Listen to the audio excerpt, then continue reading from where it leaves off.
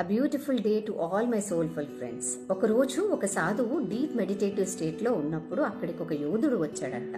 వచ్చి ఆ సాధువుని చాలా వెటకారంగా చూస్తూ రాణి ఆవలింతని కూడా తీస్తూ స్వర్గము నరకం గురించి నాకు చెప్పండి అన్నాడంట.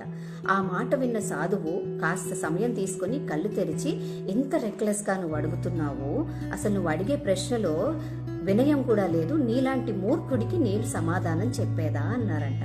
వెంటనే ఆ యోధుడికి కోపం వచ్చి అతని వరలో ఉన్న కత్తిని తీసి సాధువు మెడమైపు పెట్టారంట. వెంటనే ఆ సాధువు ఆ యోధుడి తాలూకు కళ్ళలోకి చూస్తూ ఇదే నరకం అన్నారంట.